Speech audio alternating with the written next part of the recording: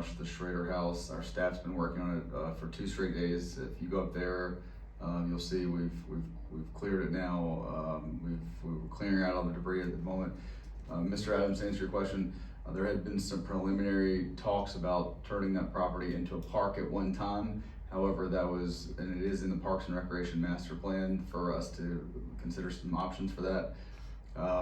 At the moment, no decisions have been made, and I would ask board guidance on what you would like staff to do with that property. I will give my 2 cents worth. I think since and I might be the minority here, but those bushes were not, I mean, it ain't like they were beautifully groomed and whatnot. They look pretty rough. So I think as far as the overall aesthetics for the piece of property, if we can get them down and get the piece of property seeded and strawed would be the appropriate action for right now until we figure out what we're gonna do with it while we got the machine up there, because it's gonna take something of some size to get those things down, in my opinion. But we actually did adopt a Parks and Recreation Master Plan that said the Schrader property would be turned into a park area. Correct me if I'm wrong, but that's what it said. If you realize that, this or not, but that entire area up there was actually once a neighborhood. And that was the last house, okay? And what did we do? We tore it down, okay? So I'm sure it would be great just to go in there and take all the boxwoods out so we can make it easier to be a parking lot. But I don't see it becoming a parking lot, okay? If you want to go and vote and change the master plan, great, but that's a plan that I believe is part of our comprehensive plan now, right?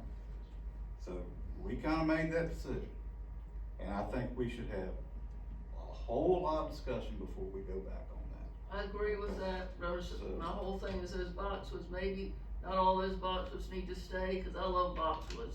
They're in bad shape because they've never been cared for. That was my concern. Yeah, not to tear them out, not to make it a parking lot. Yeah, I'm not saying, I wasn't promoting the parking lot. I mean, you know, look at it, I know what we voted on, and this, we may need to put this on another agenda item in a later meeting, but I know what we voted for. But at the same time, we sit here tonight and we talked about Kilgore Park. We also know that the town has now discussed the option of putting a park in the town of Amherst.